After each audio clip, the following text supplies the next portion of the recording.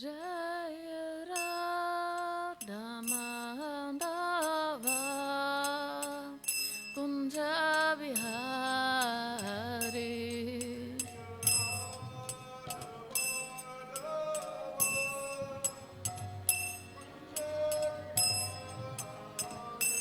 Jaya Radha Madhava Kunja Bihari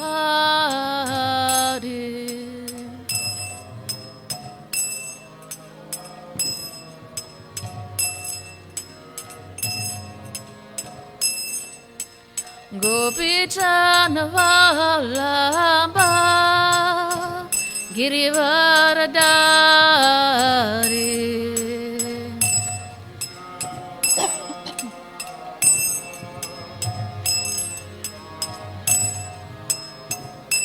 Jaya Gopi Chanavallabha Girivaradari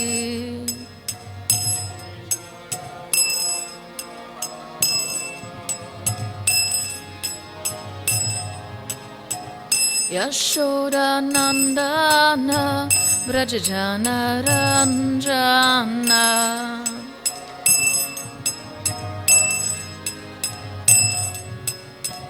Yashoda Nandana Brajajana Ranjana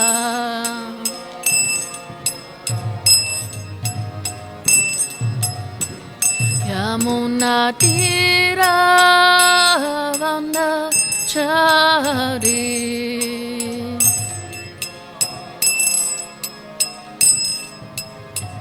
Yamuna Tira Vanachari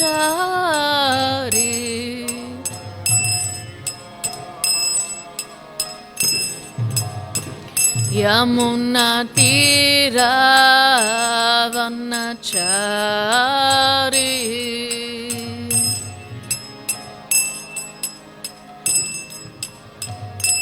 Jaya Radha Madhava Kunja Bihari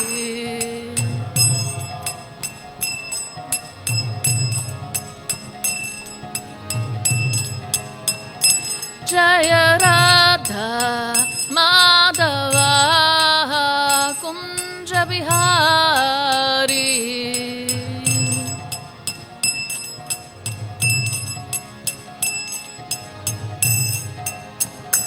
Jaya Shri Krishna Chaitanya Prabhu Nityananda Shri Advaita Gadadhar Gora Bhakta Vrinda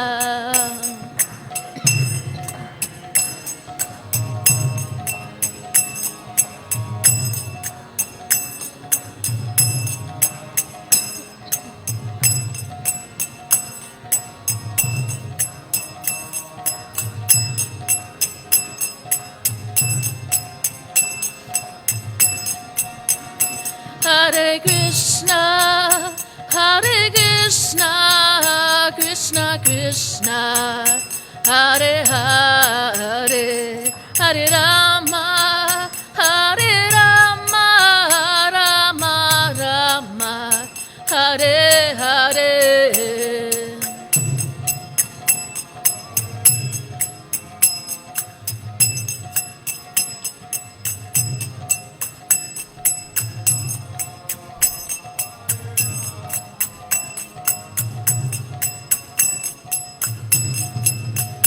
Hare Krishna, Krishna Krishna, Hare Hare, Hare Rama, Rama Rama, Hare Hare.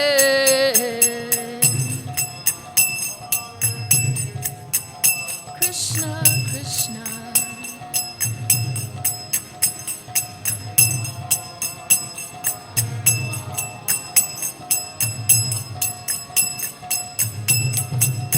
Hare Krishna, Hare Hare Hare, Hare Rama, Hare Rama, Rama Rama, Hare Hare.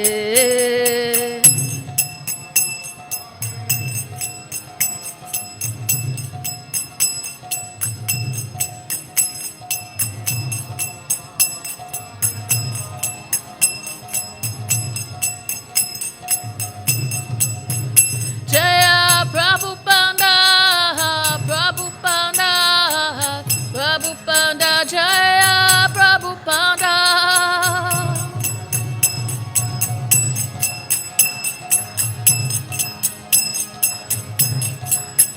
Prabhupada, Prabhupada, Prabhupada, Jaya Jaya Prabhupada.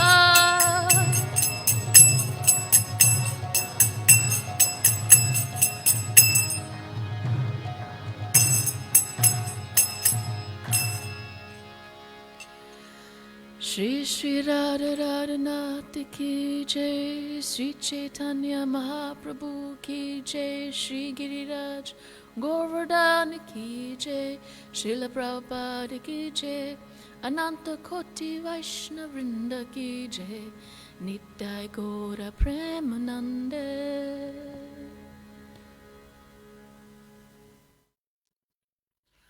Om Namo Bhagavate Vasudevaya.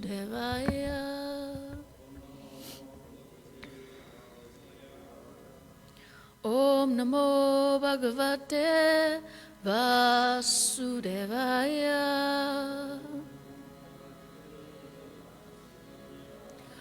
Om Namo Bhagavate Vasudevaya.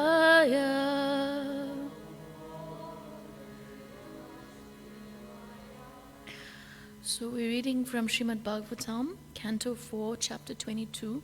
There's 3 verses. The third verse has a purport. So I'm going to read 60, 61, and then we'll read 62 together. Right? Martarishvena sarvatma balena mahasojasa avishyatai Avishayataya Devo Bhagavan Bhuttaradiva. In his bodily strength and in the strength of his senses, Maharaj Prithu was as strong as the wind, which can go anywhere and everywhere. And as far as his intolerance was concerned, he was just like the all-powerful Rudra expansion of Lord Shiva or Sada Shiva. Kandarpa iva sandarye manas vimigharad iva vatsalyamanutvanirnam prabhutve bhagavan aja. In his bodily beauty he was just like Cupid, and in his thoughtfulness he was like a lion. In his affection he was just like Swayambhuva Manu, and in his ability to control he was like Lord Brahma. So we'll do 62 together. Brihaspatir Brahmavade Atmavate Swayam Harir Bhaktya Go Guru Vipreshu Vishvakshen Nanuvartishu Kriya Pasraya Silabhyam Atmatuya Parodyame Brihaspatir Brahmavade Atmavatte Swayam Harir Bhaktiya Go Guru Vipreshu Vishvakshen Nanuvartishu Riya Prasraya Silabhyam Atmatula Parodyame Crows. Brihaspatir Brahmavade Atmavatve Swayam Harir Bhaktya Go Guru Vipreshu Vishvaksena Anuvartishu Riya Prasraya Silabhyam Atmatula Parodyame Brihaspatir Brahmavade Atmavate Swayam Harir Bhaktya Go Guru Vipreshu Vishvakshena Vartishu Riya Prasraya Silabhyam Atmatulya Parodyame Brihaspatir Brahmavade Atmavate Swayam Harir Bhaktya Go Guru Vipreshu Vishvakshena Anuvartishu Riya Prasraya Shilabhyam Atmatulya Parodyame Brihaspatir, the priest of the heavenly planets. Brahmavade, in the matter of spiritual understanding. Atmavate, in the matter of self-control. Swayam, personally. Harir, the Supreme Personality of Godhead. Bhaktya, in devotion. Go, cow. Guru, spiritual master. Anuvartishu, followers.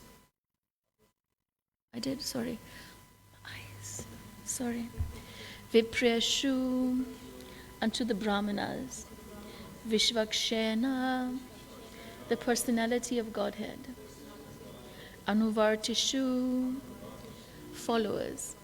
Riya, by shyness.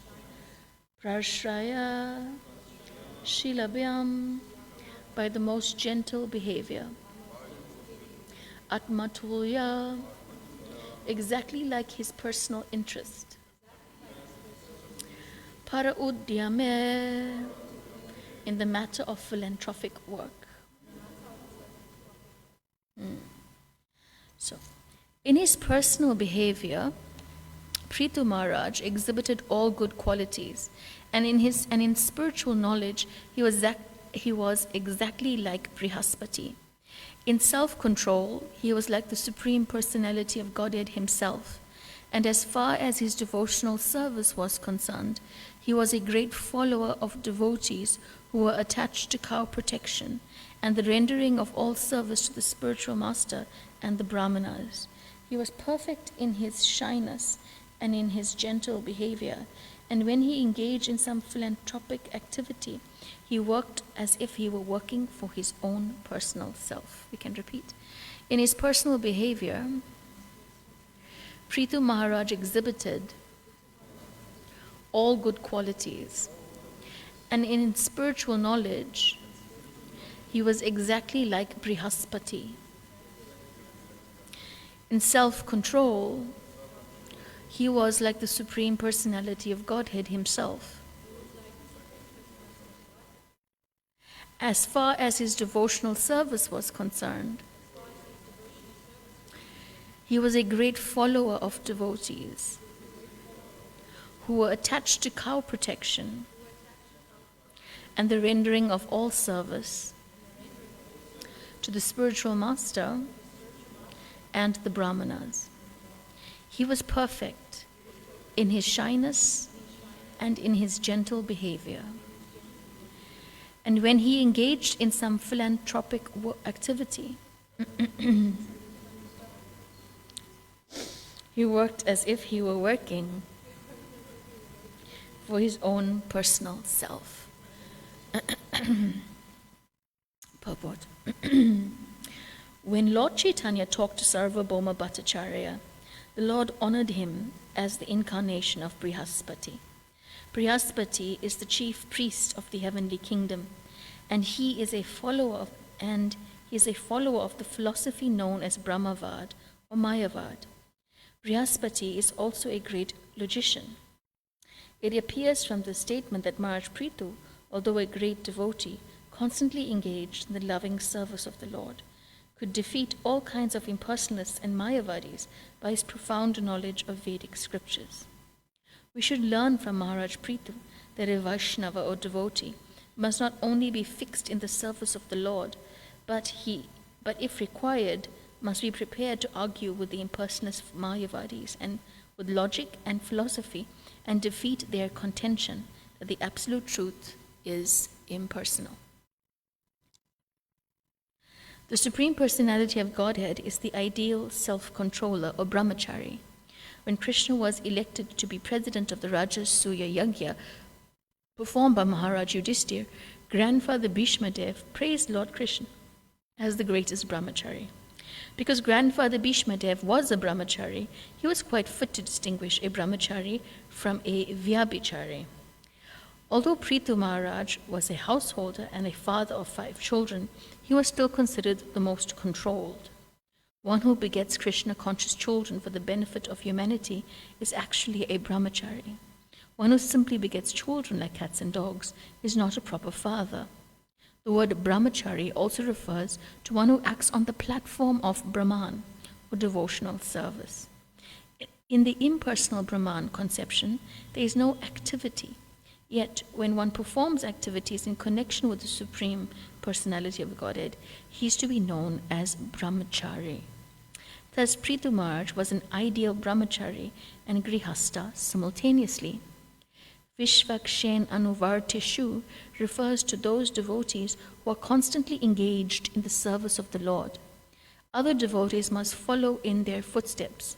Sri Narottam Das Thakur said, Echai Gosani Yanra Muni Dhandra Das.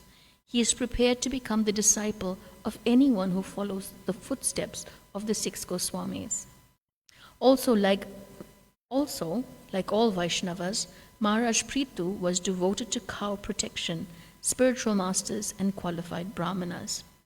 Prithu Maharaj was also very humble, meek, and gentle, and whenever he performed any philanthropic work for the welfare activity of the general public, he would labor exactly as if he were tending to his own personal necessities. In other words, his philanthropic activities were not for the sake of show, but were performed out of personal feeling and commitment. All philanthropic activities should be performed thus. Brihaspatir Brahmavade Atmavate Svayam Harir Bhaktyogo Guru Vipreshu Vishvakshenu Anuvartishu Riya Prashraya Shilabhyam Atmatulya Parodyame.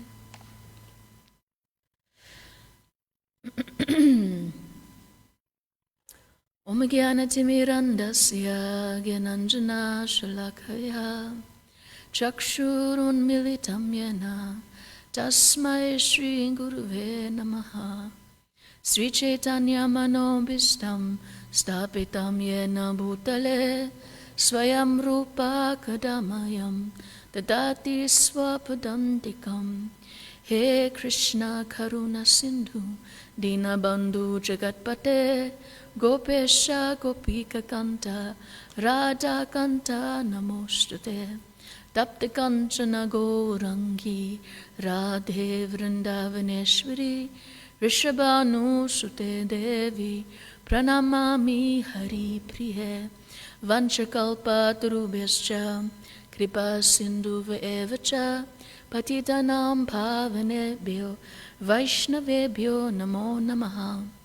Shri Krishna Chaitanya Prabhu Nityananda Shri Advaita Gadadhar Shrivas Adigaura Bhakta Vrinda Hare Krishna Krishna Krishna Hare Hare Hare Rama Rama Rama Hare Hare Namah Vishnu Padaya Krishna Prasaya Bhutale Srimate Garambhakanana Swami Iti Namine.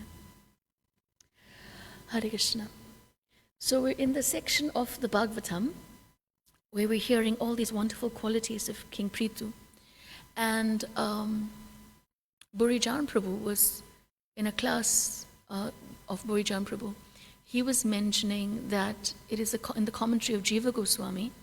Actually, earlier in these chapters, Prithu Maharaj was being glorified for many different reasons. And he responded by saying, but I didn't do anything yet. Why are you glorifying me? Like, please wait for me to do something. So Jiva Goswami comments that these verses are now the complete completion of that activity. Prithu Maharaj has now really went forth and done something.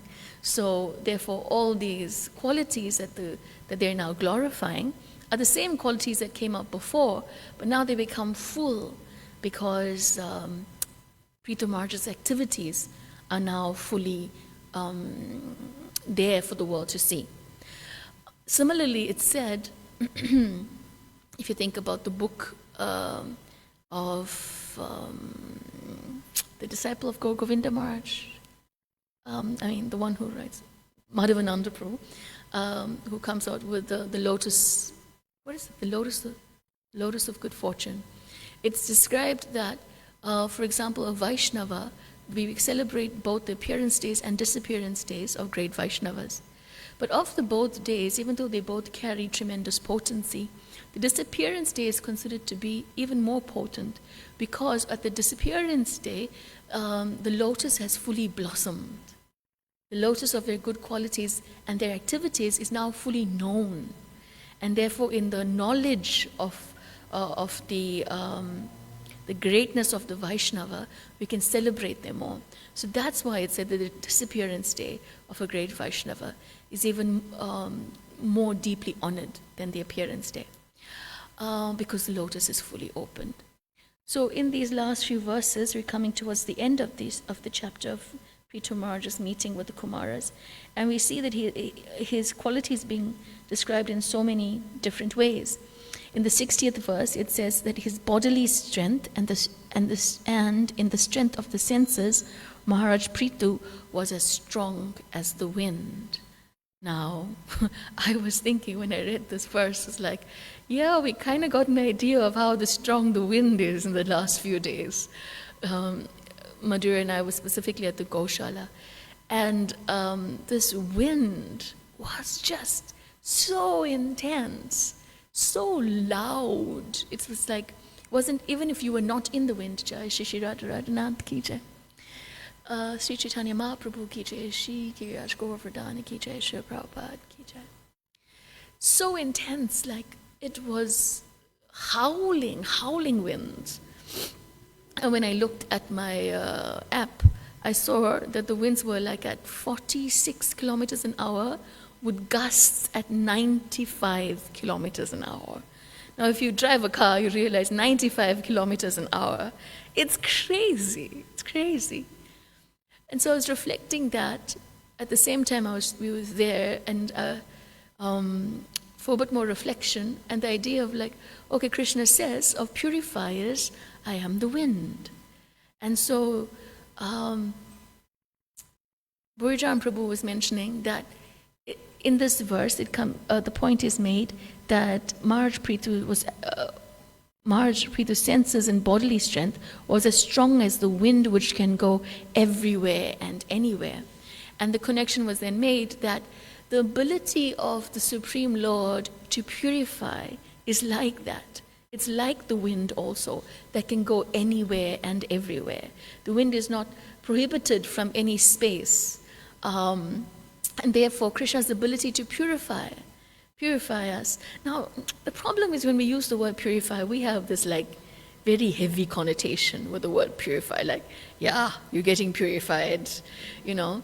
But actually, the process of purification is meant to be a joyful thing. It's meant to be that we're happy to be purified, which is somehow not the way it usually comes across.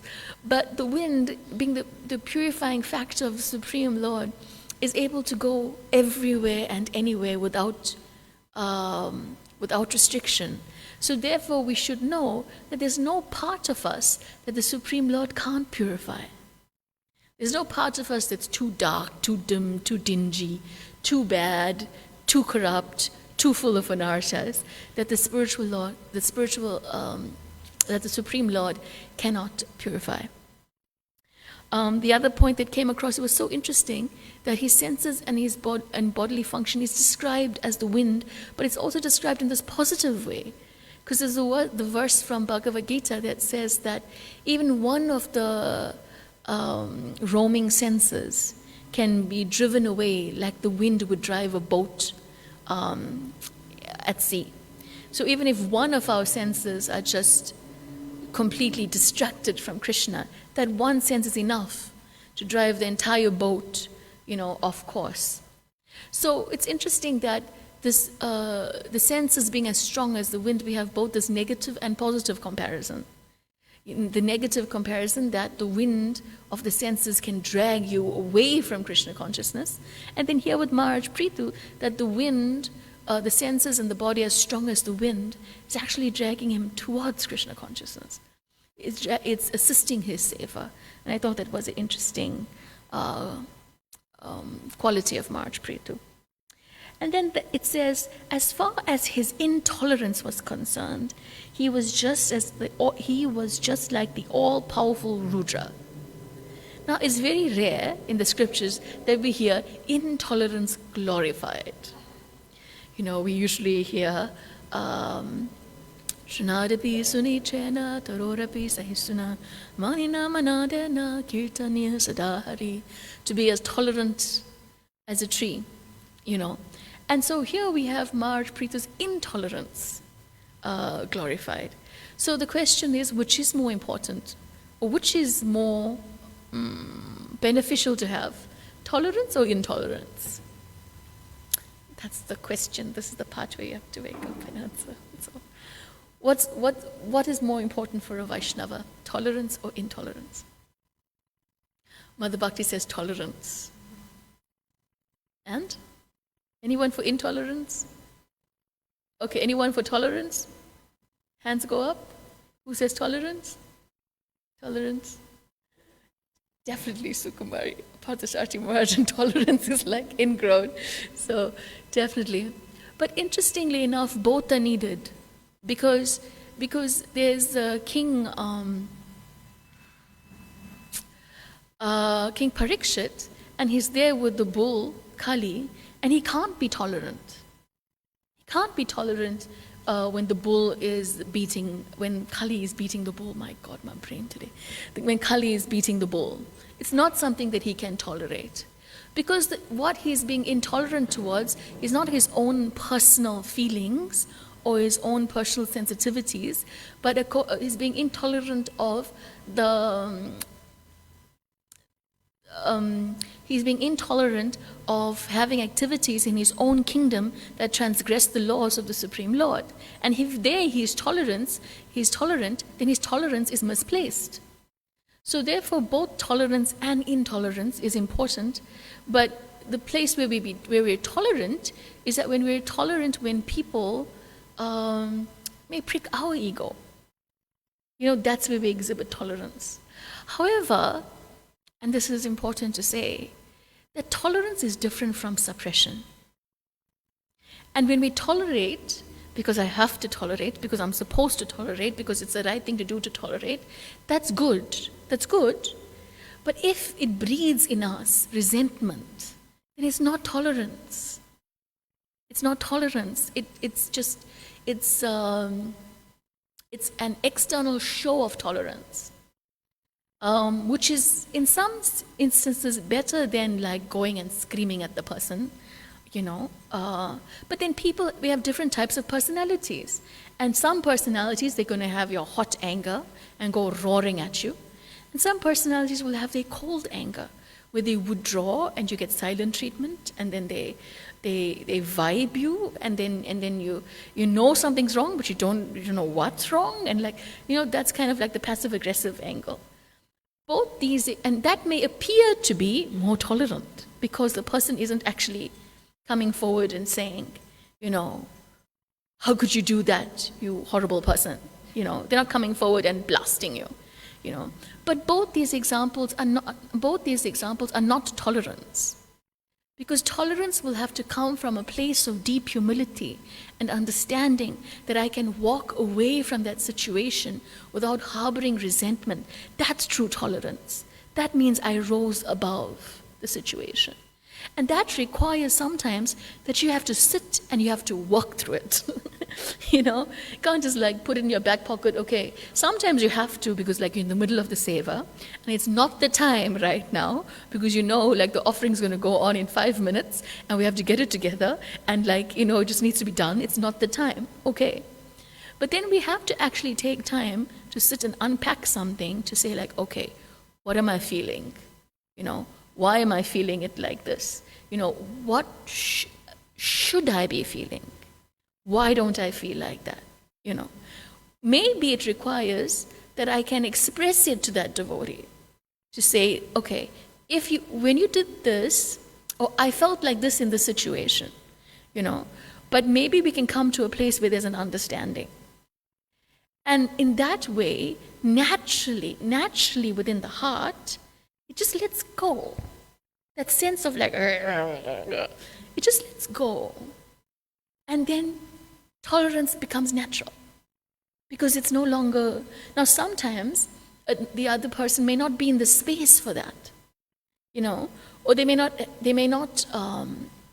be deeply hurt, or they may not have the emotional maturity, or it's just not be something that they're naturally used to be able to have that mature conversation. And then you have to sit with having to try to do everything that you can do, but then letting go. And that's hard. That's hard. So tolerance and intolerance is a really complex thing. And sometimes when tolerance is misapplied, and this is my point, then it results in resentment. And what happens is that resentment, it builds like layers. Builds like layers. Builds like layers. And suddenly someone goes, oh, Rukmini, you have to peel potatoes today. And suddenly you get, it's but I just asked her to peel potatoes. Where did that come from? I don't know. It's because it's been layers of things that we're not dealing with that then just merge the surface. Now, sometimes what I struggle with is the idea that usually in spiritual life, it's said that we should just get busy in devotional service, and all the anarthas will be removed from our heart. And that's not true. It has to be true, because if it wasn't true, then we wouldn't still be here. If Krishna counted for every anartha and every, if there was a tally like that, then I wouldn't be here. So it's true. But then there's also the root of so that's the service-driven mode. And it comes up in the purport when Maharaj Prithu followed those who were constantly involved in devotional service. But then on the opposite side, there's the idea of deep introspection and working through different things that appear in our hearts. And then sometimes you think that if you go on the side of introspection, that's like a well you're not going to ever come out of. And then how are you going to go now with these, what's these things that surgeons use, pincers, words are not coming for me today. You pick things up with it, forceps or whatever, you go into the heart and you pick out each anartha, those thorns that come on your sari when you walk through somewhere. You pick out each anartha. We're not going to manage. It's not going to happen. But there's an amalgamation of both the processes. And in the amalgamation of both the processes is that Krishna is the Supreme Personality of Godhead. Everything is happening under His direction. So when something is happening and it rises something in my heart, that means you have to look at it. I don't have to go searching out the anartha, but when it comes up, it means that we have to look at it, and then some introspection is necessary. But while I'm introspecting, it doesn't mean now that the whole world has to stop and wait now, let's pause all the services on the roster. We need time to introspect. Time to introspect is really important, but at the same time, we use the seva and the introspection side by side so that there is a more holistic experience, and that we're doing our part also. Because Krishna can be showing us something, but no, Krishna, I'm busy in devotional service. And then it comes up again. No, I'm busy in devotional service. And then what happens is after it comes up again and again and again and again, then there becomes some huge catastrophe in the service. And then you have to stop and take notice. That's usually my experience of how it works. So this idea of tolerance and intolerance is really, because these points that we hear from the Shastra, we have to apply it in our lives with intelligence. And the problem is that when we hear the points, we won't necessarily have the intelligence to know how to apply them. We may take them as a blanket cover. And that's when tolerance can lead to repression. So the verses continue that in bodily beauty he was just like Cupid. And that's also something, you always hear, on the spiritual platform, the good qualities are exhibited even in bodily beauty. Like Kadambakanda Swami always says, when you listen to the qualities of Srimati Radharani, you see that the qualities of her personality are exhibited by the beauty in her form. And the material world is kind of not like that. The qualities that we cultivate, even as Vaishnavas, and the physical attributes don't necessarily correlate. You can have someone who's drop dead gorgeous and is a horrible person. You can have someone who's not got everything in the right places, but they're wonderful. And so that's one thing that's really impressive about the spiritual world. That's what's on the inside is so powerful that it manifests on the form in the outside. That in itself is just such a beautiful concept, one nice reason to want to be there. Of course, if what's on the inside is not nice, then that also wouldn't be a problem. I guess that's why you only get to go there, when you're deserving of a beautiful form. So, and in his thoughtfulness, he was like a lion. I do not presume to understand what that means, but apparently lions are very thoughtful. In affection, he was just like Swayambhuva Manu. And so Swayambhuva Manu, he's really the father of mankind. So his affection is coming from a parental mood.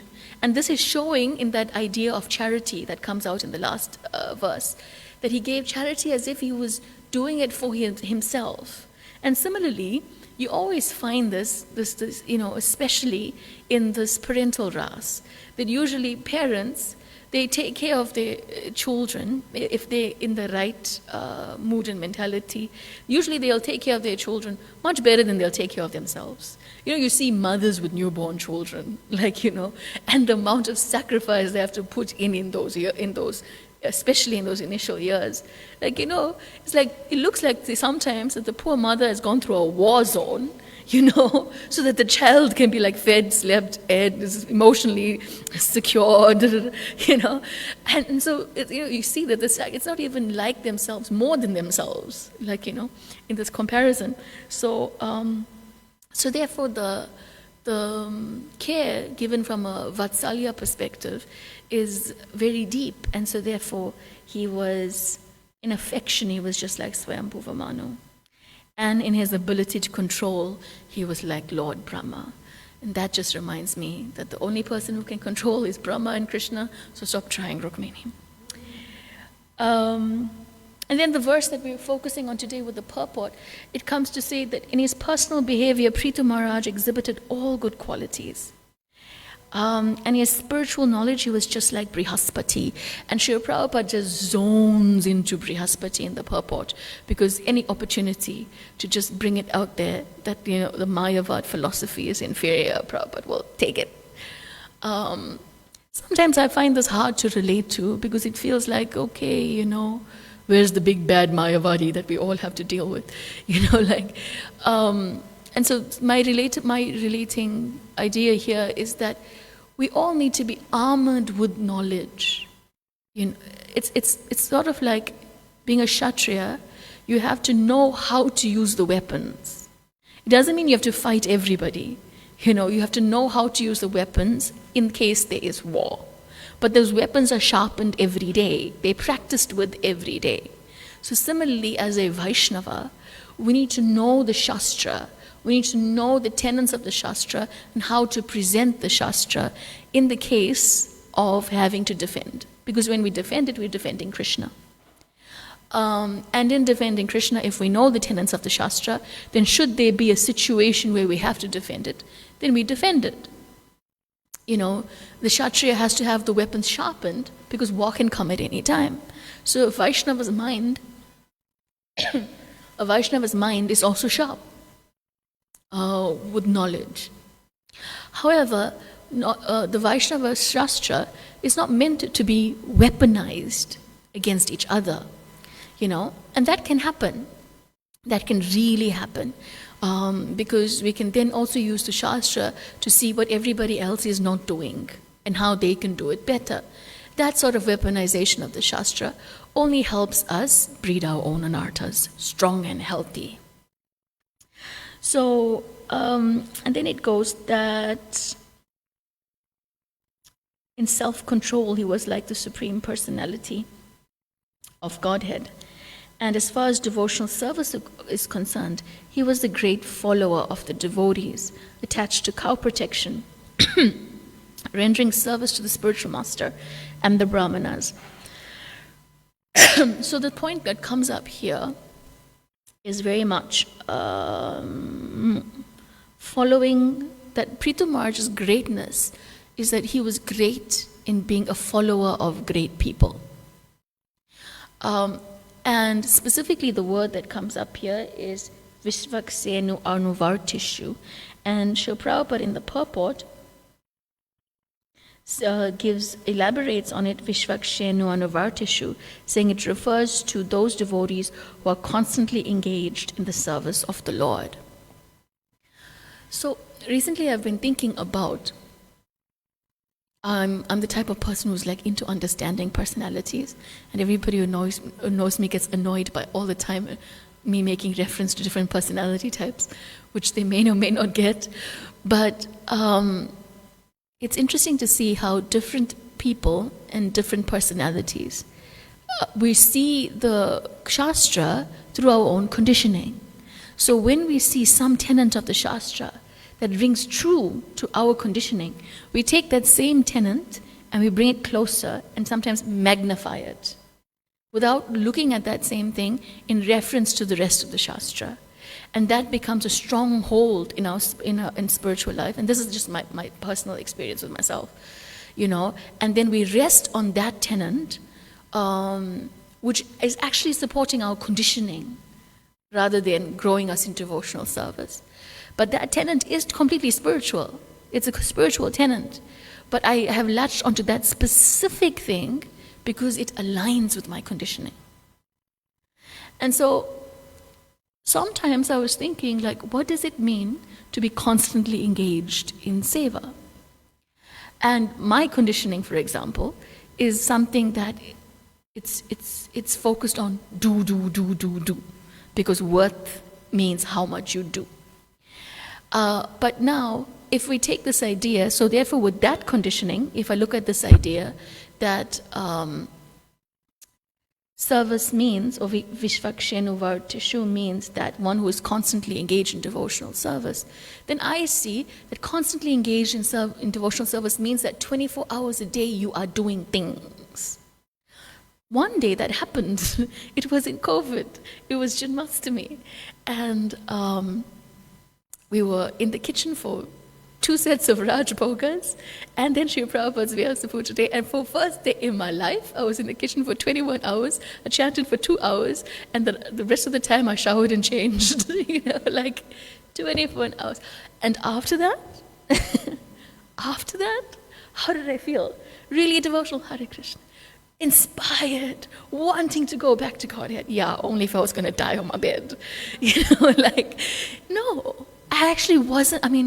I was happy I could do it. I was happy I could offer it, But, yeah, that sort of 24-hour constant service was something I could probably do once. Maybe in this lifetime. I don't know. It was not sustainable. It's not sustainable. So therefore now I have to deal with my own conditioning and what does it mean to be constantly engaged in devotional service. And then I think that constantly engaged in devotional service, has to be in that mood of this last part of Prithu Maharaj's, of this verse that says how Prithu Maharaj, he offered in charity as if he was taking care of himself. So I was looking at service from the idea that this is our charity. This is a charity that we offer day in and day out. It's our opportunity to serve. And so Prithu Maharaj is approaching this service, and the comment that Prabhupada is mentioning here is it's performed out of personal feeling and commitment. Personal feeling and commitment. So I was reflecting that when we're approaching our service, we can do service for so many different reasons. So many different reasons. And the first thing to ask is, why am I doing this service? Why am I chanting Hare Krishna? Because that's our first service, right? That's our first commitment. Why am I chanting Hare Krishna? I got no watch, so just nab me when it's 2 minutes. 6 minutes, good. And if that service isn't coming from a platform of personal feeling and commitment, then why? Sometimes I may take a service because it's needed. The house is on fire, you need to put down the flames, it's an emergency, it has to be done now, right? So, sometimes you may take on a service because someone gives it to you, but then it's like to say no to it is really difficult, so you take it on. And that's okay, if you personally within you can now come to the point of I am now putting, for the sake of wanting to honor the Vaishnava, I will take the service. But then at some point, we have to also, in the heart, take the service. Sometimes it may not be a service that you aligned with, or it's natural for you, or easy for you, but you still take it, and that's good, there's purification there. But then, sometimes if you take a service, and if you're doing it and you're grudgingly doing it, then that service, although it's still purifying like the wind, it may still bring in a lot more negativity in the heart and not personal feeling and commitment. So therefore, what I've come to try to understand is that service, constantly serving, means there must be a balance between the service that can nourish me and the service where I'm giving. And that we're meant to give from a platform of a full cup. And sometimes you also wonder how to fill the cup. Because I think for every individual, filling the cup is different. And the same. For all of us, it's going to be chanting Hare Krishna. So for all of us, it means investing in the holy name. But how we invest in the holy name may be different for different people, together with our general chanting. So how do I come? Because it's becoming more and more clear that it's up to me to put the emphasis on spiritual nourishment. No one's going to come and check if I chanted every round of my 16 rounds. No one's going to come and check if I'm reading the Shastra. No one's going to come and check, if I am really dealing with whatever doubts is in my mind, or where my faith is at. I have to check it. And not just tick, tick, tick, but can I do it with heart? And what is necessary in my life for me to be able to do it with heart? So on one level, there must be spiritual nourishment, and the other level that the services, that nourishment is seva. That nourishment is part of our constant seva. But together with that, that nourishment, I cannot just be filling the cup. I have to also give in some way. And that giving has to be authentic. That giving has to be from a place of fullness. That giving has to be from a place of kindness. And that giving means that I take responsibility in the seva. That it's not just I'm on a roster now, so they said I must do this, so I need to do that. But that I feel ownership, that I get to do this for Krishna. And so therefore, I was looking at this idea of spiritual charity that Prithu Maharaj mentions, and the way he was able to do it in a philanthropic way, in a way that required full commitment and feeling. And I was questioning, okay, what will it take for me in a day to offer one thing with commitment and feeling? So we're meditating on these qualities of Prithu Maharaj, so that we can get one grain closer, so that we can present, we can perform our own Krishna consciousness with a level of authenticity, so that even when we don't get all the anarthas in the heart, then Krishna can see we sincerely tried in whichever way we can. So I'm going to stop here. Is there any thoughts, questions, comments? Once, twice. Cool. Grantharaj Srimad Bhagavatam ki, Srila Prabhupada ki, Ananta Koti Vaishnavrinda ki jai, Nitai Gaura Premanande.